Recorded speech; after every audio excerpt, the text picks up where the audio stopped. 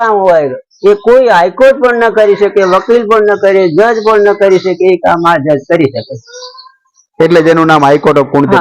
તેથી તેમનું નામ હાઈકોર્ટ ઓફ ચુડેલમાં. ચુડેલ માતા છે તે મૂર્તિ સ્વરૂપે નહીં પણ સાક્ષાત જ્યોત સ્વરૂપે બિરાજમાન છે. હા, જ્યોતિ સ્વરૂપ જ છે, અખંડ જ્યોત સ્વરૂપ છે, જ્યોતિમાં જ માતાજી.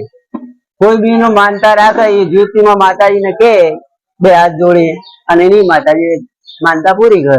સાડી, ચુંદડી, શ્રીફળ, મીઠાઈ છે એ દરેક વસ્તુ ચડે છે.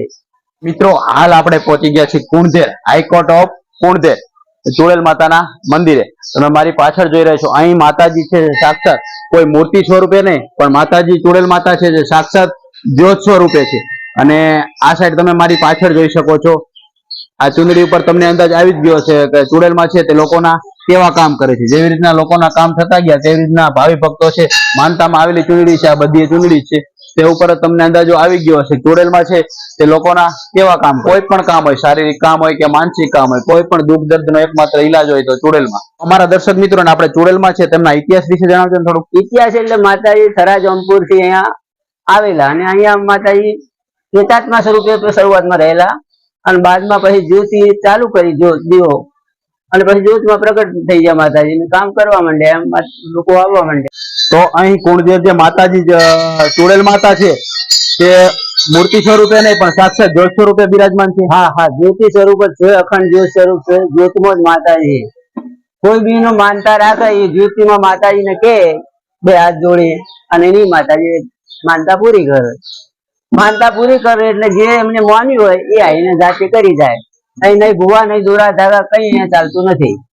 અને મેં જે ભાવિ ભક્તો આવે કેવા પ્રકારની માનતા લઈને આવે?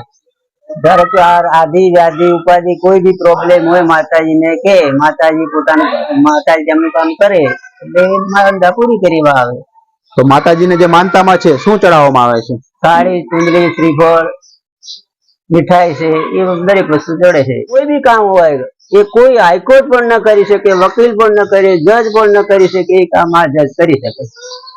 એટલે જેનું નામ હાઈકોર્ટ ઓફ કુણધેર. તેથી તેમનું નામ હાઈકોર્ટ ઓફ ચુડેલમાં. જેવી રીતના લોકોના કામ થતા ગયા તેવી રીતના લોકો છે તે ચુડેલમાને માનવા લાગ્યા. અને અત્યારે તમે મંદિરના પરિસરમાં જોઈ શકો છો, એક બે નહીં પણ હજારો લાખોની સંખ્યામાં છે તે માતાજીની ચુંદડી અહીં ટીંગાડવામાં આવી છે. કુણધેર તમે ચુડેલમાના દર્શન કર્યા છે કે નહીં તે કમેન્ટ કરીને જણાવો. તેમજ તમારી આસપાસ પણ ફરવાલાયક સ્થળ હોય તો અમને કમેન્ટ કરીને જણાવો, જેથી કરી અમે દરેક ગુજરાતી સુધી પહોંચાડી શકીએ. અને કમેન્ટમાં જય ચુડેલમાં લખવાનું ભૂલતા નહીં. લોકેશનની વાત કરીએ તો ગામ કુણધેર પાટણ થી 10 કિલોમીટર અને હારીજ થી 21 કિલોમીટર પાટણ તાલુકો અને જિલ્લો લાગે છે.